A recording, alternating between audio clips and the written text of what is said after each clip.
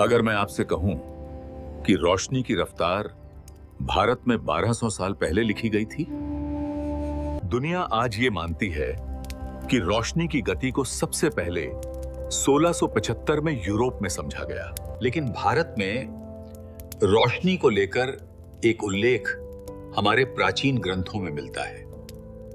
ऋग्वेद में सूर्य और प्रकाश को लेकर एक महत्वपूर्ण मंत्र मिलता है। तरणिर्विश्वदर्शतो ज्योतिष्कृदसि सूर्य विश्वमाभासि रोचनम काम। इस श्लोक का अर्थ है कि सूर्य की किरणें पूरे विश्व को प्रकाशित करती हैं और उनकी गति निश्चित मानी गई थी। इस मंत्र की व्याख्या 14वीं सदी के विद्वान सायणाचार्य ने की थी, ऋग्वेद पर लिखी गई अपनी कमेंट्री में। सायणाचार्य ने समय को निमिष और दूरी को योजन के रूप में समझाया। किसी भी सभ्यता की वैज्ञानिक सोच उसके मापन तंत्र से शुरू होती है, चाहे वो समय हो या दूरी। निमिष समय को देखने का एक मानवीय तरीका था, पल की गति, छाया की चाल। आज हम इसे 1 सेकंड कहते हैं, तब इसे निमिष कहा गया।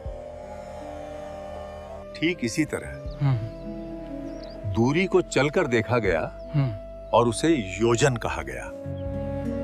अब इसे आज की भाषा में समझते हैं। एक योजन को लगभग 9 मील के बराबर माना गया और समय को सेकंड में बदला। लेकिन यहां एक उलझन आती है। हर ग्रंथ में योजन की परिभाषा एक जैसी नहीं मिलती और इसे नजरअंदाज नहीं किया जा सकता। इसलिए गणना में सायणाचार्य द्वारा उपयोग की गई योजन को लिया जाता है, क्योंकि वही उस काल की स्वीकृत माप थी। अब गणना यहीं से शुरू होती है। एक अर्ध निमिष में बताई गई दूरी को पहले अलग अलग भागों में देखते हैं। तो गणना के अनुसार रोशनी की गति लगभग 1,85,000 मील प्रति सेकंड निकलती है। यहां दूरी की बात है। सायणाचार्य के अनुसार 2202 योजन को एक साथ नहीं, धीरे धीरे समझा जाता है। अब इस दूरी को आज की इकाइयों में बदलते हैं, जहां एक योजन लगभग 9 मील के बराबर लिया जाता है। अब समय की ओर आते हैं, जहां अर्ध निमिष को आज के सेकंड में समझते हैं ताकि गति स्पष्ट हो सके। अब दूरी और समय दोनों को एक साथ रखते हैं ताकि गति निकाली जा सके। इस पूरी गणना का परिणाम आता है लगभग 1,85,000 मील प्रति सेकंड। आधुनिक विज्ञान में रोमर और बाद में माइकलसन जैसे वैज्ञानिकों ने रोशनी की गति लगभग इसी मान के आसपास पाई। आधुनिक विज्ञान में पहली बार गति का अनुमान खगोलीय अवलोकनों से लगाया गया। बाद में प्रयोगशालाओं में इसे बेहद सटीकता से मापा गया। दिलचस्प बात यह है, दोनों से निकले मान एक दूसरे के काफी करीब पाए गए। लेकिन यहां एक सवाल उठता है, क्या यह सिर्फ एक संयोग हो सकता है या फिर यह गणितीय समझ का संकेत था?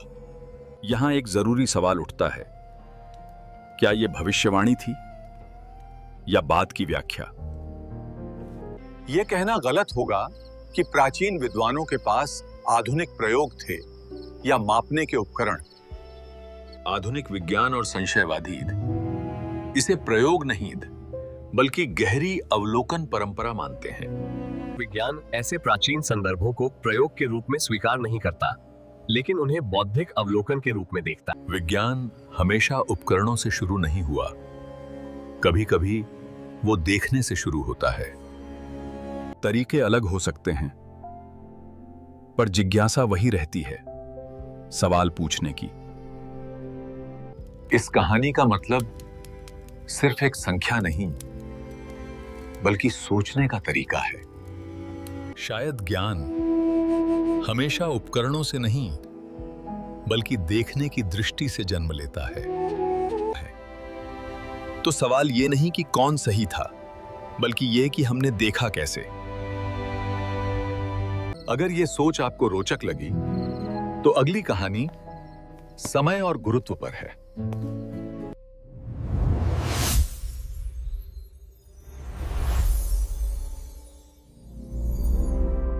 Like, share, and subscribe to KDR AI Creative Studio.